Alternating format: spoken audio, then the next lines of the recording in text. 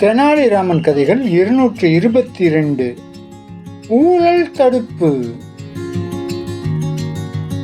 விஜயநகர பேரரசின் புகழ் உலகெங்கும் பரவியிருந்தாலும் நிர்வாகத்தில் சில பகுதிகளில் ஊழல் என்னும் கரை படிந்திருப்பதாக தெனாலிராமனுக்கு தகவல்கள் வந்தன. குறிப்பாக அரண்மனை வாயில் காவலர்கள் ஏழை புலவர்களிடமும் வணிகர்களிடமும் லஞ்சம் வாங்காமல் உள்ளே விடுவதில்லை என்ற புகார் பலமாக எழுந்தது. இதை மன்னர் கிருஷ்ணதேவராயருக்கு தகுந்த ஆதாரத்துடன் உணர்த்த தெனாலிராமன் ஒரு தந்திரமான திட்டம் தீட்டினான். ஒரு நாள் தெனாலிராமன் கிழிந்த ஆடையுடன் வறுமையில் வாடும் ஒரு சாதாரண புலவர் போல வேடமணிந்து அரண்மனை வாயிலுக்கு வந்தான். அங்கிருந்த தலைமை காவலன் அவனது தோற்றத்தை கண்டு ஏளனமாக சிரித்து தடுத்து நிறுத்தினான். உள்ளே செல்ல வேண்டுமானால் மன்னர் உனக்கு தரும் பரிசில் சரிபாதியை எனக்கு தருவதாக வாக்குறுதி அளிக்க வேண்டும் என்று அதிகாரத்துடன் நிபந்தனை விதித்தான்.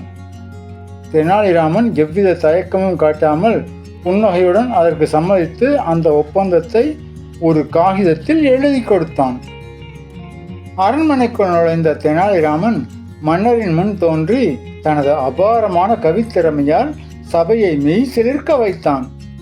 மன்னர் கிருஷ்ணதேவராயர் மிகுந்த மகிழ்ச்சி அடைந்து, புலவரே, உமது தமிழ் புலமை என்னை பெரிதும் கவர்ந்து விட்டது. உமக்கு என்ன வேண்டும்?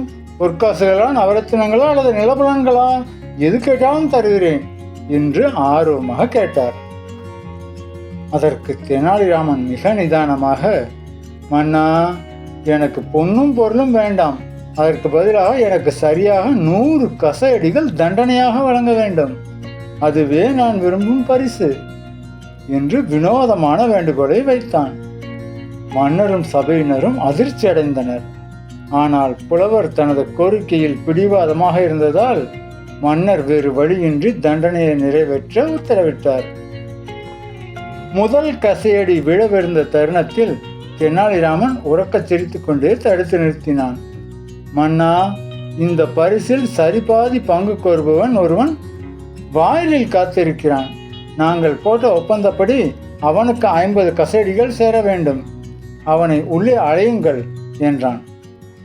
லஞ்சக்காவலன் ஆசையுடன் உள்ளே நுழைந்தான். தெனாலிராமன் அந்த ஒப்பந்த காகிதத்தை காட்டினான். உண்மை தெரிந்த மன்னர் ஆத்திரமடைந்து ஊழல் செய்த காவலனுக்கு அந்த 100 கசையடிகளையும் முழுமையாக வழங்க ஆணையிட்டு அவனை பதவியிலிருந்து நீக்கினார். ஊழலை தடுப்பதில் தெனாலிராமனின் மதிநுட்பத்தை பாராட்டி மன்னர் பல பரிசுகளை வழங்கினார்.